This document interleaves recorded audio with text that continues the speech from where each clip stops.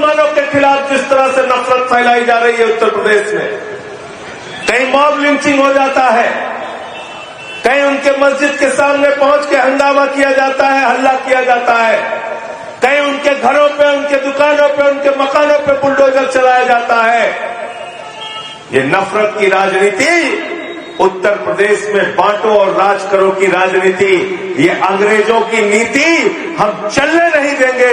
ये उसके खिलाफ भी यात्रा निकली हुई है।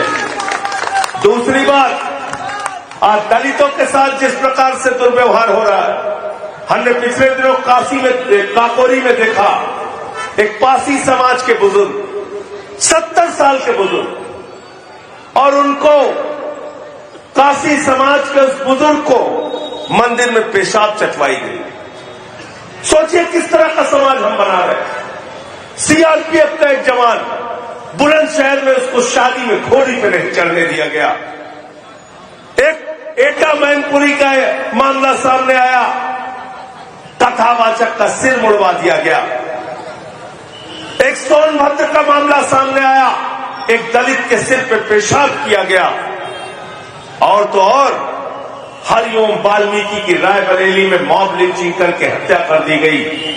आज उत्तर प्रदेश में जिस प्रकार से दलितों के खिलाफ, पिछड़ों के खिलाफ नफरत फैलाई जा रही है, उस नफरत के खिलाफ भी ये पदयात्रा है। और हम चाहते हैं नफरत की राजनीति का सफाया हो, अमन चैन के साथ लोग रह सके। अभी मुझसे पत्रकार पूछ रहे थे, कह रहे थे एक बाबा ने हिंदू राष्ट्र के लिए सब पदयात्रा निकाली है। बाबा जी ने हिंदू राष्ट्र के लिए पदयात्रा निकाली है।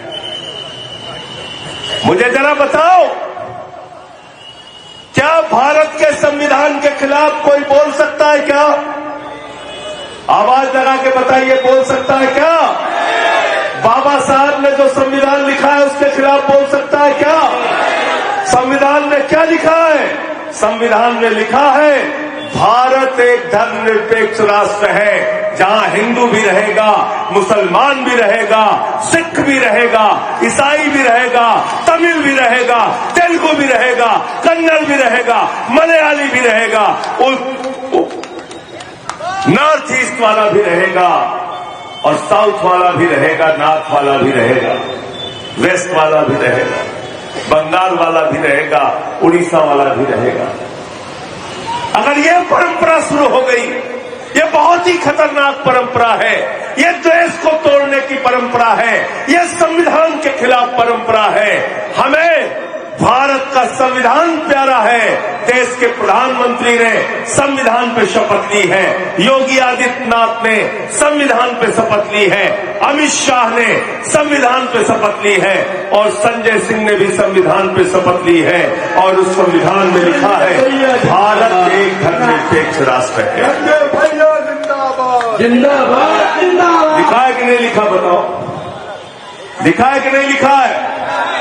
तो मैं इस मंच के माध्यम से कहना चाहता हूं, ये देश किसी बाबा के फरमान से नहीं चलेगा, बाबा साहब के संविधान से ये देश चलेगा। किसी बाबा भैया जिंदाबाद जिंदाबाद जिंदाबाद। और अगर ये परंपरा शुरू हो गई तो कल को तमिलनाडु वाला कहेगा हमको तमिल राष्ट्र चाहिए, कोई तेलुगु वाला कहेगा हमें तेलुगु राष्ट्र चाहिए, कोई तेलंगाना वाला कहेगा हमको तेलंगाना राष्ट्र चाहिए।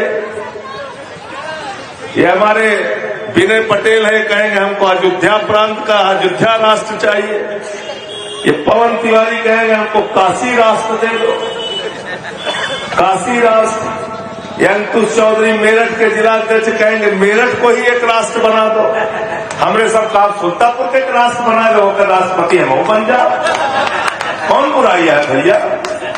प्रतापगढ़ के राष्ट्रपति इनका बना दीजिए, दिनेश उपाध्याय।